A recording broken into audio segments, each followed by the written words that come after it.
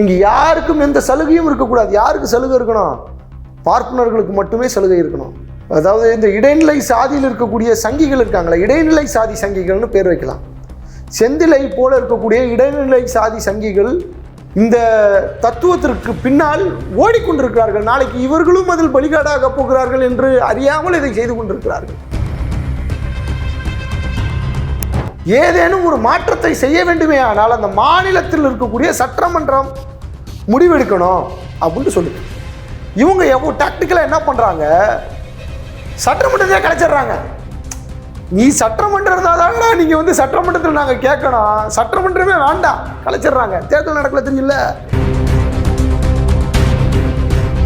மக்கள் யாரும் கருத்து பேச விட்டாதானடா. சங்கில ஏறி ஒருத்தனை படுக்க போட்டு சங்கில ஏறி மீச்சிக்கிட்டு பேசு, உன் பேர் என்ன, உன் உரிமையை கேள்வி கேட்டால் எப்படி கேட்பேன்?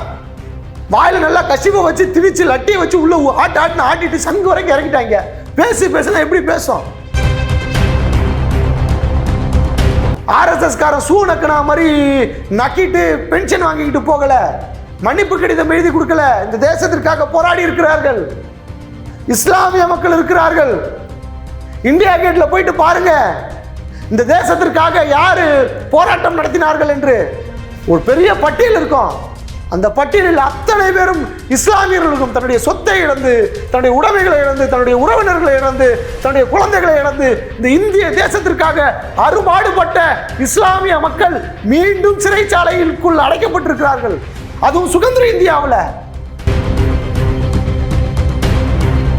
சாதாரணமாக இப்போ நீங்கள் இங்கே இருக்கீங்க, டெல்லியில் இருக்கிறோட நான் சொல்லுங்க ஜி, நல்லா இருக்கீங்களா ஜி, சாப்பிட்டீங்களா ஜி, பாத்ரூம் போனீங்களா ஜின்னு நம்ம கேட்டுற முடியும். காஷ்மீரில் நம்ம ஃபோன் போட்டு என்ன ஆப்பிள் பழம் நல்லா இருக்கா கேட்க முடியுமான்னு கேட்க.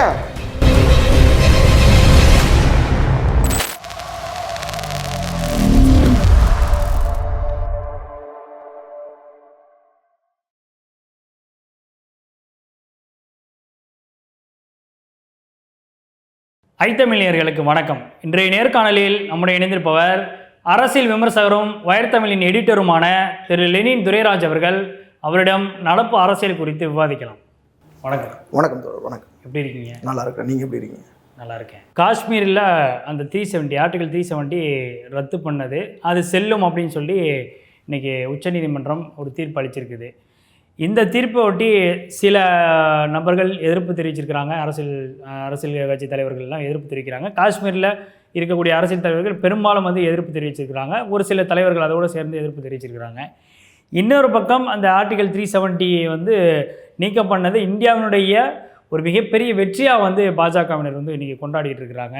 இது வந்து இந்தியாவுக்கு கிடைத்த வெற்றி. இது இந்திய மக்கள் வந்து இன்றைக்கி காஷ்மீரை வந்து ஒரு தனி மாநிலமாக, ஒரு தனி நாடாகவோ அல்லது தனி மாநிலமாக பார்க்க முடியாது. அது வந்து இந்தியாவுடைய ஒரு அங்கம் அப்படின்ற ஒரு விஷயத்தை வந்து சுப்ரீம் கோர்ட்டினுடைய தலைமை நீதிபதியே அதை வந்து வாசித்து காட்டியிருக்காரு. அப்போ அப்படிங்கிறப்போ அவங்களுக்கு வந்து ஸ்பெஷலாக எந்த ஒரு அந்தஸ்தும் நம்ம கொடுக்க முடியாது, அது தற்காலிகமானது தான் அப்படின்னு சொல்லியிருக்கிறாரு.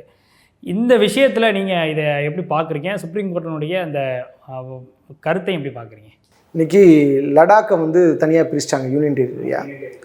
ஜூன் மாதத்துக்குள்ளே 2024 சட்டமன்ற தேர்தலை செப்டம்பருக்குள்ளே நடத்தணும்னு சொல்லியிருக்கிறாங்க. இன்னொன்று என்னென்னா, நான் நீதிமன்றம் சொல்லக்கூடிய கருத்துக்களுக்கு எதிராக நான் பேச விரும்பவில்லை. ஏனென்றால் இங்கு நீதிமன்றம் யார் மீது பாயும் என்பது நன்றாக. இந்த கேள்வி ஒன்றே ஒன்று தான். பாஜகவிடம் ஒரே ஒரு கேள்வியை கேட்கணும்னு நினைக்கிறேன். பாஜகக்காரர்களிடம் ஒரே ஒரு கேள்வியை கேட்கணும்னு நினைக்கிறேன். ஒரு மாநிலத்துக்குள்ளே மாநிலத்தினுடைய சிறப்பு அதிகாரத்தை, சிறப்பு சட்டத்தை தனியாக எடுத்துட்டீங்க. இன்றைக்கி யாருக்காக இந்த சேவையை செய்திருக்கிறது பாஜக என்று ஒரு கேள்வி இருக்கிறது. அந்த சட்டத்தில் ஆர்டிகல் 370 ரொம்ப முக்கியமானது என்னென்னா, காஷ்மீரியை தவிர வேறு யாரும் அங்கு நிலம் வாங்க முடியாது. காஷ்மீர், அந்த நிலம் காஷ்மீரியை சேர்ந்த அந்த மக்களுக்கானது. அன்னைக்கே சுதந்திர போராட்டத்தின் போதே நிறைய பிரச்சனைகள் வந்துருந்துச்சு. நாங்கள் வரமாட்டோம், சேர மாட்டோம். ஆமாம், அதில் தான் வந்துச்சு. அங்கே அன்னைக்கு இருந்த இந்து மன்னர் கூட வரமாட்டேன், போக மாட்டேன் அப்படின்றதெல்லாம் சொல்லிக்கிட்டு இருந்தார். இவர்களை எப்படி நம்ம இணைக்கிறோம் அப்படின்னாக்கா, இந்த ஆர்டிகல் 370 அவர்களிடம் கொடுத்து 371 அவர்களிடம் கொடுத்து நம்ம வந்து நம்மளோட இணைச்சிக்கிறோம். நாங்கள் வந்து உங்களுக்கு ப்ரொடெக்ஷன் தரோம், நாங்கள் உங்களுக்கான டெமோக்ரஸி தரோம், உங்களுக்கான உரிமைகளை பேசுவதற்கு இங்கே ஜனநாயகபூர்வமாக தேர்தலை நடத்துகிறோம், அதுக்கான இதெல்லாம் தரோம், இந்தியாவில் நீங்கள் எங்கே வேண்டுமானாலும் போகலாம், நிறைய சலுகைகளை வந்து நீதிமன்றம் சொன்னதை போல், உச்சநீதிமன்றம் சொன்னதை போல் காஷ்மீர் ஒன்றும் தனி நாடு கிடையாது, தனி தேசம் கிடையாது, அது இந்தியாவோடு இணைந்தது தான். யாருக்குமே அது மாற்று கிடையாது, மாற்று கருத்து இருக்காது. காஷ்மீரிலிருந்து குமரி வரை, குமரியிலிருந்து காஷ்மீர் வரையும் தான் எல்லாரும் சொல்லுவோம். அது இந்தியாவின் ஒரு பாகம், இந்தியாவினுடைய தலை மண்டையே அதுதான், பாரத மாதாவினுடைய மண்டையே அதுதான். அதுக்குள்ளே இன்றைக்கி பாஜக பூந்து ஒரு அரசியலை செய்திருக்கிறது என்று நான் நினைக்கிறேன். நீங்கள் பாருங்கள், 1-2 அராஜகமாக அங்கே இருக்கக்கூடிய எண்ணற்ற இளைஞர்களை எவ்வித காரணமும் இன்றி அவர் இஸ்லாமியர் என்ற ஒரே ஒரு காரணத்திற்காக அவர் மீது சந்தேகப்பட்டு, இங்கே தெரியல ஒரு பையன் அவங்க அண்ணனை பைக்கில் போகும்போது சுட்டு கொண்டுடுறாங்க. அதன் காரணமாக புரட்சி குழுவை வந்து தொடங்குகிறார். அவரை கிரிக்கெட் கிரவுண்டில் வச்சு கிரிக்கெட் விளையாடி கொண்டு இருக்கும்போது, எப்படி கிரிக்கெட் பயங்கரவாதி, மிகப்பெரிய பயங்கரவாதி கிரிக்கெட் விளையாடி கொண்டு இருக்கும்போது துப்பாக்கிகள் அவரை சுடுறாங்க. காந்திக்கு வந்த கூட்டத்தை விடவும் அதிகமான கூட்டம் அந்த இளைஞன் இறந்து இறுதி ஊர்வலத்தின் போது மக்கள் திரண்டனர். மறந்துவிட முடியாது. அவர்கள் இந்த தேசத்திற்கு எதிரானவர்களா? அங்கு பயங்கரவாதிகள் அதிகமாக இருக்கிறார்களா? லேண்டு சார், நிலம். அந்த நிலத்தை எப்படியாவது அதானி குடும்பத்துக்கு கொடுத்துடணும்.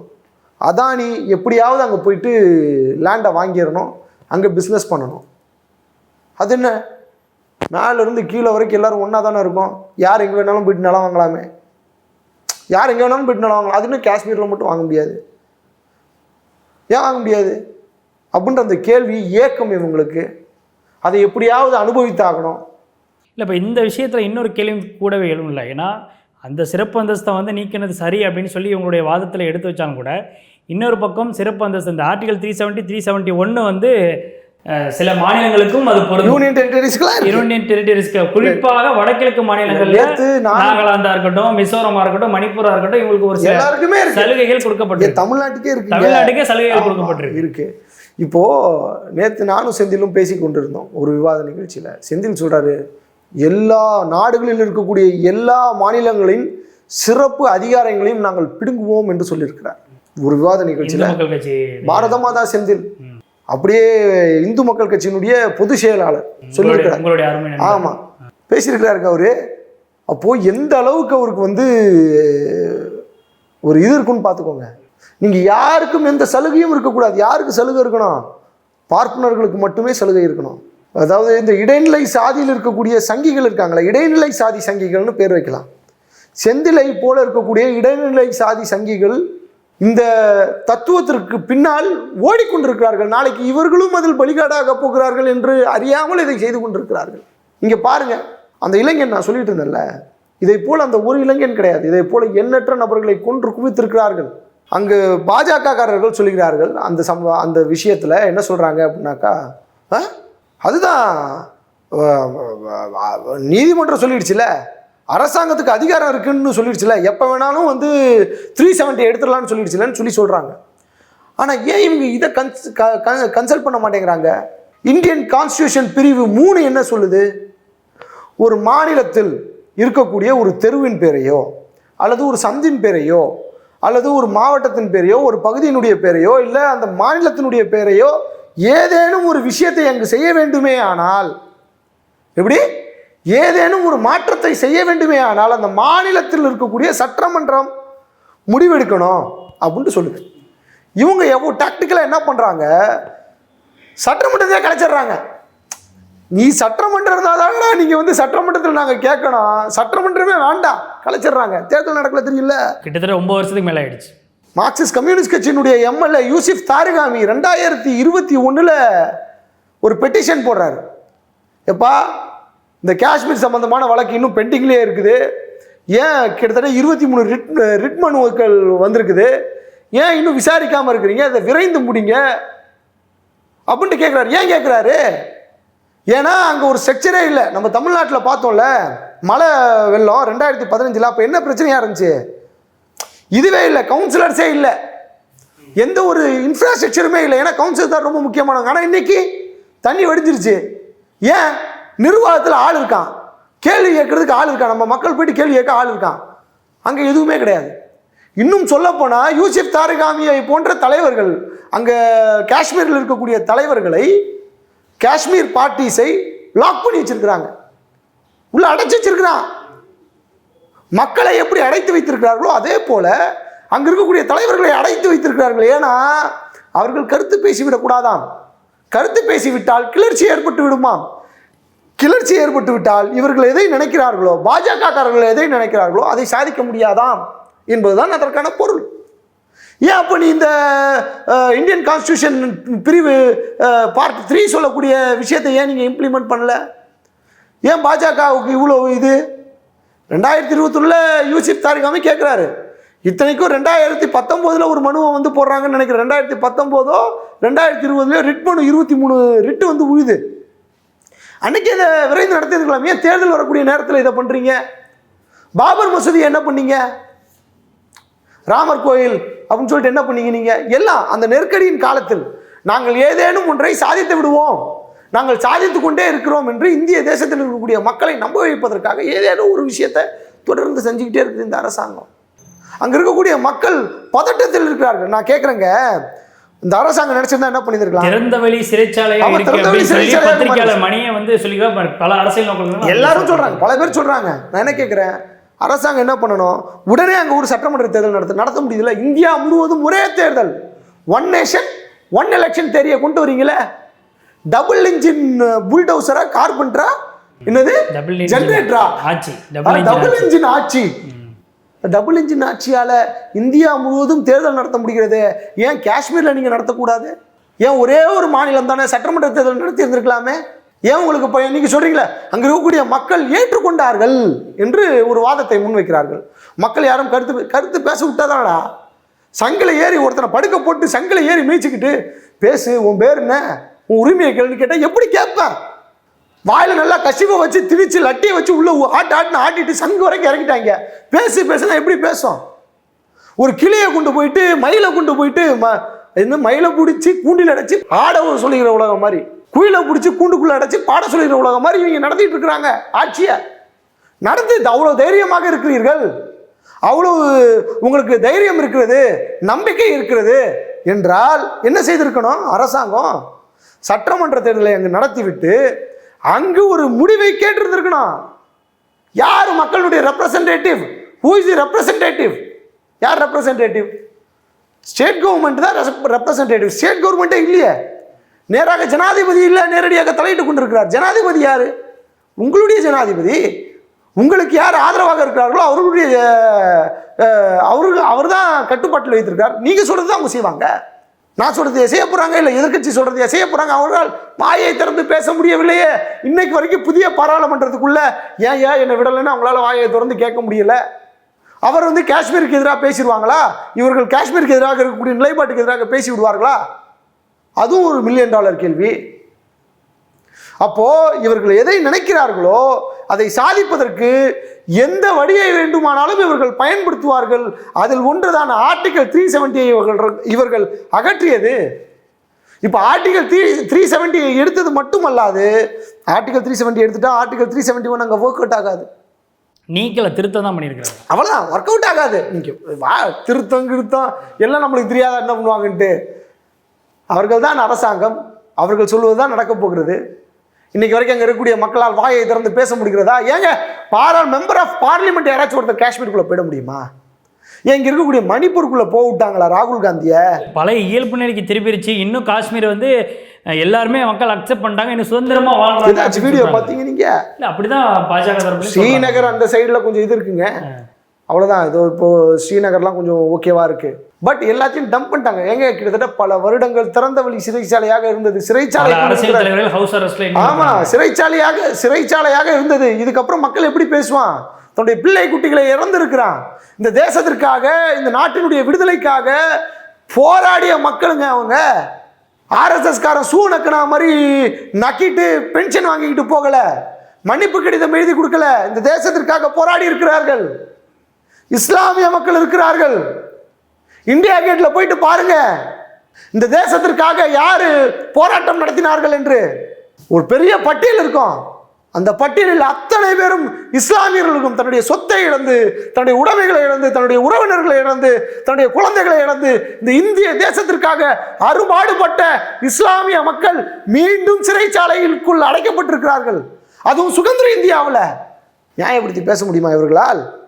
ஏன் கேள மக்கள் கிட்ட போயிட்டு நான் நல்லது பண்றேன் அப்படின்ட்டு சொல்றீங்க. அது உங்களுக்கு நல்லதாக தானே இருக்கணும். உங்களுக்கு பிரியாணி பிடிக்கும், எனக்கு பிரியாணிலேயே எனக்கு உங்களுக்கு வெஜ் பிரியாணி பிடிக்கும், எனக்கு பிரியாணிலே சிக்கன் போட்டால் பிடிக்கும், மட்டன் போட்டால் பிடிக்கும், பீஃப் போட்டால் பிடிக்கும், பன்னி போட்டால் பிடிக்கும், வயலெலி போட்டால் பிடிக்கும். ஏன் இஷ்டையா, நான் எப்படி வேணா சாப்பிடுவேன்.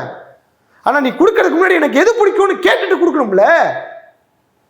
இல்ல நீ வெஜ் பிரியாணி தான் சாப்பிடணும் நான் சொல்றது தானா? அப்ப இது என்ன ஆட்சி? இது என்ன ஜனநாயக நாடு? உலகத்தில் மிகப்பெரிய ஜனநாயகம் கொண்ட நாடா இந்தியா என்கின்ற அந்த கேள்வியை அந்த மாநிலத்தில் இருக்கக்கூடிய மக்கள் எழுப்ப மாட்டார்களா? அல்லது அந்த மாநிலத்தில் இருக்கக்கூடிய அரசியல் கட்சி தலைவர்கள் எழுப்ப மாட்டார்களா? இப்போ வரைக்கும் ஏதாச்சும் அரசியல் கட்சி தலைவர்கள் வாயை திறந்து பேசியிருக்கிறாங்களா? வெளிப்படையாக போக முடியாதா? இது அந்த தீர்ப்பு ஹவுஸ் அரெஸ்ட் பண்ணிட்டாங்க, எதுவும் பேச முடியாதுங்க. இன்டர்நெட் ஃபெசிலிட்டிஸ் இருக்காங்க, அதை ஃபுல்லாக ஓப்பன் பண்ணி விட்டாங்களா இன்டர்நெட் ஃபெசிலிட்டிஸை? ஏன் சீதாராம் யெச்சூரியும் சோனியா காந்தியும் திருமாவளவனும் அங்கே போயிட்டு பார்க்கும்போது கனிமொழி இவங்கெல்லாம் போனாங்களே காஷ்மீருக்கு ஒரு வாட்டி போனாங்க, ஞாபகம் இருக்கா? 370 எடுத்த உடனே கொஞ்சம் பிரச்சனைகள்லாம் நடந்துச்சு. ஒரு 6-7 மாதத்துக்கு அப்புறம் உள்ளே போனாங்க, போராட்டம் நடத்தி உள்ளே போனாங்க. இப்போ வரைக்கும் அந்த இயல்பு நிலை திரும்பிடுச்சு. யாராச்சும் இளைஞ இங்கே படிக்கிறான், அவனுக்கு விவரம் தெரியுமா அவங்க அப்பா அத்தாலும் எப்படி இருக்காங்கன்ட்டு? இல்லை அங்கே இருக்கக்கூடிய அப்பா அத்தாளுக்கு தான் பிள்ளை இந்தியாவுக்குள்ளே ஏதோ ஒரு இடத்துல படிச்சிருக்க எப்படி இருக்குன்னு தெரியுமா? பேசிக்க முடியுமா? கம்யூனிகேஷன் வச்சுக்க முடியுமா? சாதாரணமாக இருக்குல்ல. இப்போ நீங்கள் இங்கே இருக்கீங்க, டெல்லியில் இருக்கிறதோட நான் சொல்லுங்க ஜி, நல்லா இருக்கீங்களா ஜி, சாப்பிட்டீங்களா ஜி, பாத்ரூம் போனீங்களா ஜி நம்ம கேட்ட முடியும். காஷ்மீரில் நம்ம ஃபோன் போட்டு என்ன ஆப்பிள் பழம் நல்லா இருக்கா கேட்க முடியுமா? முடியுமான்னு கேட்க இவர்கள் இல்லாத கதையெல்லாம் உருட்டிட்டு இருப்பாங்க. இவங்க தான் நாங்கள் உலகத்திலே முதல்ல பிளாஸ்டிக் சர்ஜரி செஞ்சோன்னு சொல்லி நாட்டில் இருக்கக்கூடிய பெரும்பான்மையான பேரை நம்ப வச்சுருக்காங்க. பிள்ளையாருக்கு நாங்கள் தான் பிளாஸ்டிக் சர்ஜரி பண்ணுவோன்ட்டு. கருட வாகனத்தையே நாங்கள் தான் ஏரோப்ளைனு, நீங்களாம் எப்படா ஏரோப்ளைன் கண்டுபிடிச்சிக்கியா? மோடி பேசுகிறாரு, சுதந்திர தின உரையில் பேசுகிறாரு, நீங்களா யாரா? நாங்கள் தான் உலகத்திலே முதல்ல ஏரோப்ளைன் கண்டுபிடிச்சோம்.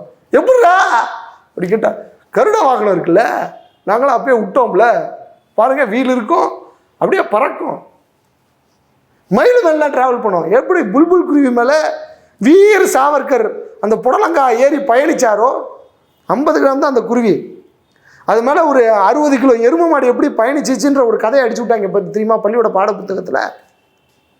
அப்புறம் நாய்ஸ் பொல்யூஷன், சவுண்ட் பொல்யூஷன் சொல்லிட்டு மசூதியினுடைய இதை வச்சாங்க, ஞாபகம் இருக்கா? அதே போல் இன்னும் கொஞ்சம் காலத்தில் பாஜக இன்னும் 2024 ஆட்சியை பிடிச்சிட்டாங்க. நம்மலாம் சொல்லுவோம், சயின்ஸ் டாக்டர் பிடிக்காங்களே நம்ம ஊரில், அவங்கெல்லாம் சொல்லுவாங்க இந்த உலகத்திலேயே ஏன் இந்த கேலக்சிலேயே we are the first person plastic சர்ஜரியை கண்டுபிடிச்சோம். அமெரிக்கா பாராளுமன்றத்தில் போயிட்டு சண்டை போட்டுட்டு இருப்பான் ஐநா சபையில். அமெரிக்கா பாராளுமன்றத்தில் நம்மளாம் எப்படிலாம் முட்டாளாக்கி வச்சுருக்கோம். இன்னும் நாட்டில் மக்கள் நம்பிட்டு இருக்காங்க. இந்த கதையெல்லாம் நம்புறாங்கன்னா காஷ்மீர் கதையை நம்ப மாட்டாங்களா? சுதந்திரமாக இருக்கிறது, மக்கள் இயல்பு நிலைக்கு திரும்பி விட்டார்கள் என்று இதையும் நம்ப வேண்டிதான். அப்படி சொன்னாங்க, அப்படி சொல்லுதாங்க அப்படின்னா சரிங்க, சரி ஐயா, சரி சாமி, எசமா, சரி எசமா, நீ சொல்கிறது தான் எசமா. நீ சொல்கிற மாதிரி மொசக்குட்டிக்கு 2 கால் தான், அதுக்கு வாய் இருக்குது, அது வாய் பேசும் அப்படின்னு சொன்னால் நான் ஏற்றுக்கிறேன் அப்படின்ட்டு போக வேண்டியதான். ஏன்னா இங்கே சர்வதிகார ஆட்சி தான் நடந்து கொண்டு இருக்கிறது. சர்வதிகார ஆட்சி தான் நடந்து கொண்டு இருக்கிறது. ஹிட்லரை ஈத்தாவது ஏதாச்சும் பேசிட்டு அப்படி போயிடலாம் போல. இவங்களை எடுத்து பேசக்கூட முடியல. அந்த அம்மா யார்? மொய்த்ரா. கேள்வி கேட்டாங்கன்றதுக்காக பாவம் அந்த அம்மாவை போட்டு வாட்டி வதச்சு 1/2 மணி நேரம். எப்படி பார்லிமெண்ட், எவ்வளோ பெரிய பார்லிமெண்ட், 1/2 மணி நேரம் டிஸ்கஷன் கொடுக்குறாங்க. அதற்கான மறுப்பதற்கு கூட அவருக்கு நேரம் கொடுக்கல. அதை பற்றி விவாதிப்பதற்கு கூட அங்கே இருக்கக்கூடிய உறுப்பினர்களுக்கு கொடுக்கல. அவ்வளோ அவசரம். ஏன் 61 கேள்விகள் கேட்டிருக்காங்க அவங்க. 61 கேள்விகளில் 50 கேள்வி அதானி குடும்பம் சம்மந்தப்பட்டது. எனக்கு இதுவே ஆச்சரியம், என்னப்பா இந்த அம்மாவை இவ்வளோ நாள் வச்சுருக்காங்க அப்படின்ட்டு மிகப்பெரிய ஆச்சரியம். திரிணாமுல் காங்கிரஸ் ஒன்றும் யோகியர்கள் கிடையாது, அவர்கள் யாருனால் உருவாக்கப்பட்டவர்கள் உலகத்தை நம்ம நாட்டு மக்களுக்கு தெரியும். பட் ஈவன் தோ இன்னைக்கு பாஜகவை கடுமையாக எதிர்க்கிறார்கள். அவங்க பேசும்போதெல்லாம் நமக்கு ஒன்றும் புரியாது. இந்த அம்மா ஏதோ பேசுதுடா, ஆக்ரோஷமாக பேசுதுடா, இவங்க மூஞ்செல்லாம் வேர்க்கும் தெரியும், பார்த்துருக்கீங்களா? ஷோன்னு வாங்க பாராளுமன்றத்தில் உட்காந்துட்டு ஆளுங்கட்சிக்காரங்க. இந்த அம்மா பேசுனா வெடிக்கும், செதறும். ஆனால் ஒன்றே மட்டும் தெரியும், இந்த அம்மா பாஜகவுக்கு எதிராக தான்டா பேசுது. பேசுகிற மொழி புரியாது, ஆனால் ஒன்று மட்டும் தெரியும், இந்த அம்மா பாஜகக்காரங்களை தான் விரட்டி அடிக்குது விளக்கமாத்த கொண்டு அப்படின்றது நம்மளுக்கு நல்லா தெரியும். அந்த அம்மா இவ்வளோ நாள் வச்சுருந்தாங்க அப்படின்றது மிகப்பெரிய ஆச்சரியம்.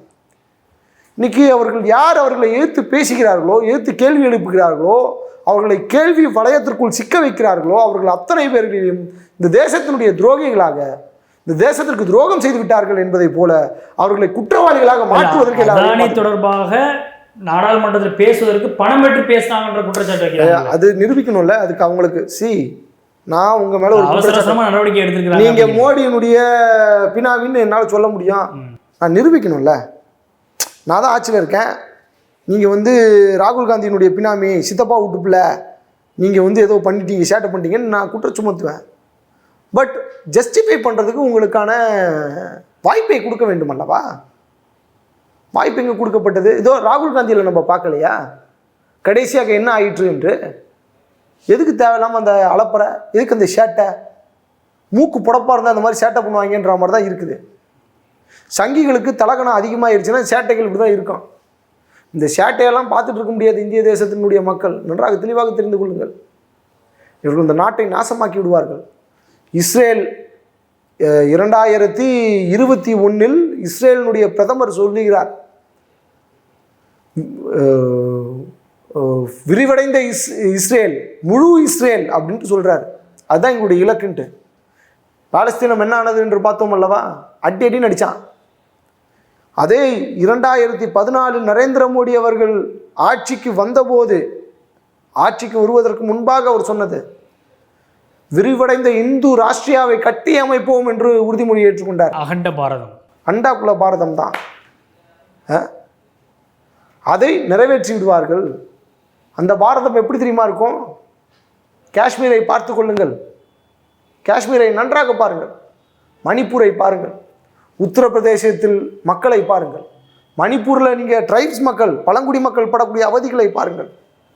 உத்தரப்பிரதேசில், யூபியில் நீங்கள் பாருங்கள், அந்த சாதி இந்துக்கள், இடைநிலை சாதியை சேர்ந்தவர்கள், தலித்துகள், இஸ்லாமியர்கள் படும் அவதிகளை பாருங்கள்.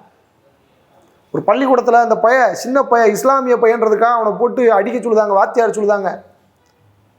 கர்நாடகாவை பாருங்கள், முன்னாடி பாஜக ஆண்டு கொண்டு இருந்தது, ஹிஜாப் பிரச்சனையை வச்சு நாட்டில் எவ்வளோ பெரிய பிரச்சனையை உண்டாக்குனாங்கன்னு பாருங்கள். தயவு செய்து நாட்டு மக்கள் தெளிவாக தெரிந்து கொள்ளுங்கள். புல்வாமாவை பாருங்கள், புல்வாமாவை பாருங்கள். இதோ இன்னைக்கு தேசத்தில் நடந்திருக்கிறது மிகப்பெரிய தலைகுனிவான ஒரு விஷயம். இதையும் பாருங்கள். நாட்டை சின்னாபின்னமாக்கி விடுவார்கள், கெடுத்து விடுவார்கள். நாளைக்கு சீதைக்கு ராமன் சித்தப்பன் என்று சொல்லுவார்கள். நம்ம நம்பிக்கொண்டு போவோம், எல்லாம் சொல்லுவாங்க. இவர்கள் சொல்லக்கூடிய அத்தனை கட்டுக்கதைகளையும் ஆமாசாமி போட்டால் தான் நீ இந்தியாவுக்குள்ளே இருக்க முடியும்னுவாங்க.